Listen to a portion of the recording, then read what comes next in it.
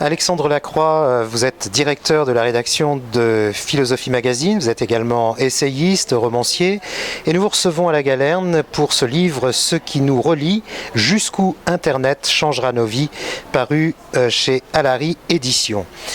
Alexandre Lacroix, le web a aujourd'hui plus de 25 ans, un anniversaire que Tim Berners-Lee, principal inventeur du web, avait célébré en demi-teinte, disons-le, lors de conférences fin 2014. Pourquoi ? Bon, il y a un débat, c'est-à-dire que dans le milieu du web, on se demande si le web n'est pas mort. Pourquoi ? Parce que quand le web a été inventé, initialement, l'idée était de créer un outil qui permettrait une gigantesque conversation démocratique, une sorte de service public mondial où tout le monde pourrait publier, mettre en ligne des contenus gratuitement.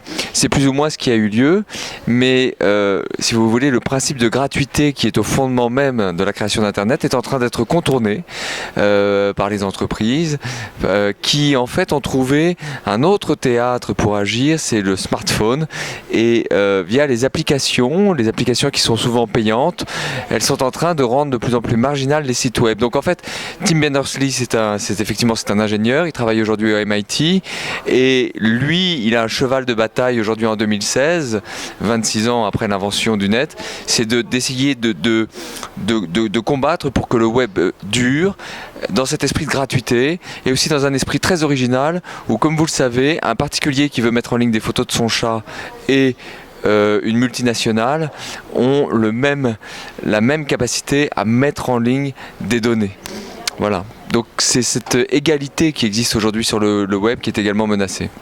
Alors pour poser un regard philosophique sur notre monde et particulièrement sur le web et les nouvelles technologies, il y a eu pour vous 3 rencontres décisives et je dirais pas des moindres. Alors en fait effectivement mon métier en tant que directeur de la publication de Philosophie Magazine, c'est d'essayer d'analyser, de comprendre l'histoire contemporaine.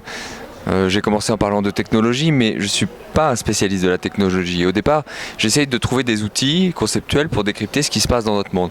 Et je trouve que notre monde est intéressant, et notre histoire contemporaine est intéressante, parce que nous venons de vivre en 25 ans une des mutations les plus extraordinaires, les plus rapides de toute l'histoire des civilisations. C'est-à-dire, effectivement, une technologie a modifié la manière dont on se rencontre, dont on aime, dont on entretient des liens d'amitié et des liens familiaux, dont on travaille, dont on croit, etc. Alors, pour prendre la mesure de cet événement, moi je suis passé par des rencontres. J'ai rencontré Julian Assange à 2 reprises en Angleterre.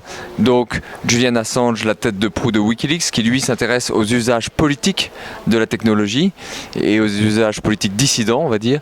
J'ai rencontré un Français en rupture de ban, un ancien militaire au Paraguay qui est une sorte de complotiste génial, sauf que les complotistes ne s'appellent pas des complotistes, ils s'appellent des truthers. C'est intéressant parce que c'est des chercheurs de la vérité, oui, donc c'est philosophique, et qui brouillent les cartes sur la construction de l'histoire contemporaine. Ces truthers, ils sont des millions dans le monde, et vous avez autour de vous certainement des gens qui croient qu'on nous ment sur le 11 septembre, ou qu'on diffuse des chemtrails, c'est-à-dire des produits chimiques dans les airs via les avions de ligne. Vous avez forcément autour de vous des gens qui adhèrent à ces théories sans le savoir. Et le troisième personnage que j'ai rencontré, c'est Peter Thiel, le premier investisseur de Facebook, le premier investisseur de PayPal, et quelqu'un qui dirige un gigantesque fonds d'investissement dans la technologie et qui aujourd'hui a des projets qui concernent la connexion de l'homme à la machine. Alors justement, peut-on croire à cette interaction homme-machine alors que notre cerveau lui-même fonctionne déjà en réseau ? C'est très juste. Henri Bergson, déjà, dans son premier livre, Matière et mémoire, compare le cerveau à, dit-il, une sorte de centrale téléphonique. Alors, ça doit même nous inquiéter, c'est-à-dire qu'on a l'impression, effectivement, que le central téléphonique qu'est le cerveau est, pour beaucoup de gens, souvent branché sur l'ordinateur ou sur le téléphone, le smartphone, quand on voit à quel point les consciences de nos contemporains sont déjà en synchronie ou en interaction avec les outils technologiques. Ce qui est en train de se passer du côté de la Silicon Valley, moi j'étais très étonné, donc j'y suis allé, j'ai prospecté, j'ai enquêté, et je croyais trouver des informaticiens. Mais j'ai trouvé à part égale des informaticiens et des médecins. Le front sur lequel aujourd'hui investissent des gens comme Peter Thiel, c'est le front de ce qu'ils appellent la singularité technologique. Ils veulent construire une entité qui serait plus intelligentes que l'être humain, soit en éveillant les ordinateurs, en les rendant intelligents, soit en connectant les cerveaux humains à la machine et en augmentant leur capacité cognitive. Donc c'est autour de cela qu'ils cherchent et ils vont réussir des choses. Ils en ont déjà réussi, mais ils vont réussir des choses et notamment ils vont probablement s'emparer totalement du marché de la médecine dans les années qui viennent. Et alors, est-ce que les machines capables d'atteindre l'intelligence de l'être humain d'ici 15 ans, à peine, c'est possible ? Le grand débat, c'est de savoir ce qu'on entend par intelligence. À proprement parler, les ordinateurs ne font pas des actes d'intelligence, ils font de la commutation. C'est-à-dire qu'il y a des petites cases sur lesquelles il y a des zéros qui passent au 1 ou au 0. Donc à proprement parler, un ordinateur ne joue pas aux échecs, ne raisonne pas. C'est un philosophe américain formidable que j'ai rencontré aussi, John Searle, qui explique ça très bien. Donc c'est nous qui interprétons l'action de l'ordinateur comme une action intelligente, jouer aux échecs, etc. Le problème évidemment, c'est que ce qui va se passer, c'est que les ordinateurs vont de plus en plus jouer un rôle dans la gestion des sociétés humaines. C'est-à-dire que dans la gestion effectivement des flux de circulation, si la Google Car est mise en place, dans la gestion des stocks d'alimentation, dans la gestion des finances publiques. Et donc petit à petit, on voit la machine s'immiscer dans nos sociétés, dans nos vies, à tel point qu'on peut se demander si le réseau n'est pas devenu le système nerveux de nos sociétés. Le web pourra-t-il donc permettre de moraliser les comportements humains à grande échelle ? En d'autres termes, est-ce qu'il faut croire véritablement George Orwell, 1984, et penser que nous serions épiés constamment par Big Brother ? Alors, Big Brother, le modèle de Big Brother, de la surveillance, c'est un modèle, si vous voulez, qui est centralisé. En philosophie, pour penser ça, c'est Foucault qui l'a très bien pensé, on compare souvent à un modèle de prison qu'on appelle le panoptique, dans lequel il y avait une tour centrale et puis un octogone, et depuis la tour centrale, un gardien seul peut surveiller des prisonniers qui sont en permanence exposés à son regard. Ça, c'est Big Brother, un seul surveille tout le monde.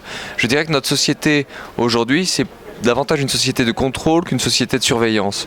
La différence, le contrôle, c'est étymologiquement, ça vient du latin et c'est un système, le contrôle, de double comptabilité. On tient une comptabilité sur 2 rouleaux et on compare à la fin pour être sûr de ne pas s'être trompé. C'est vrai que nous sommes surveillés, beaucoup plus que nous le pensons, et que cette surveillance ne va pas servir à faire des révélations sur nos vies intimes, mais plutôt par exemple aux compagnies d'assurance à nous faire des prix très personnalisés et qui en sanctionneront certains, mais nous avons aussi le pouvoir de surveiller les autres. C'est pour ça que je parle de cette double comptabilité, c'est-à-dire qu'aujourd'hui nous vivons dans un monde où si un policier tabasse quelqu'un dans la rue, il y a peut-être quelqu'un derrière une fenêtre qui le filme et qui mettra ça sur YouTube. Donc la surveillance s'exerce de toutes parts et donc nous sommes entrés dans un monde de visibilité accrue, ce qui pose évidemment des problèmes politiques assez importants. Pour terminer cet entretien, Alexandre Lacroix, je cite une phrase du livre. « Un nouveau monde est en train d'émerger. Nous sommes témoins d'une naissance. » Je rajouterai cette question. Sommes-nous réduits, nous, à l'impuissance ? Nous ne sommes pas réduits à l'impuissance, mais je crois que nous devons nous dire, enfin moi c'est comme ça que je vois les choses, que notre histoire contemporaine a 2 visages. D'un côté, on ne peut pas s'empêcher d'être pris par un sentiment de déclin en Europe, sur le vieux continent surtout. On a l'impression que les heures de gloire sont derrière nous, le moment où l'Europe a étendu son hégémonie sur le monde est derrière nous. On serait un peu dans la même situation que les citoyens d'Alexandrie au IIe ou au IIIe siècle. L'Antiquité tardive, vous voyez. Les grandes heures de Rome et de la Grèce sont derrière. Bon, et on est là, on attend. Mais c'est confortable, puisqu'il y a eu des trésors accumulés par les générations précédentes pour nous. Donc c'est un peu morose de voir l'histoire contemporaine comme l'histoire d'un inéluctable déclin.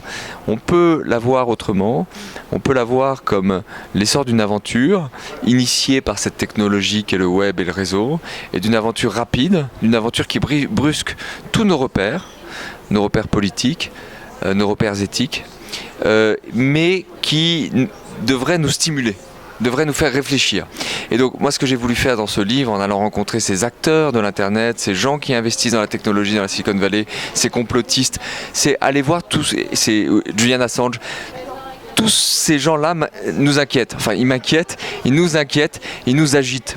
Mais en même temps, ils nous sortent de notre atmosphère de déclin et ils nous proposent quelque chose qui est une image de l'avenir. Et je pense que ce dont on manque aujourd'hui, surtout en France et en Europe, c'est d'image de l'avenir. À quoi pourrait ressembler le monde dans 10 ans, dans 20 ans, dans 100 ans, dans 1000 ans? On est incapable de le configurer, on ne voit que des actes terrorisme ou des catastrophes écologiques. Mais il y a peut-être autre chose à envisager, qui est, et pour comprendre ce visage que pourrait prendre le futur, il faut analyser assez finement la technologie. Merci. Merci à vous.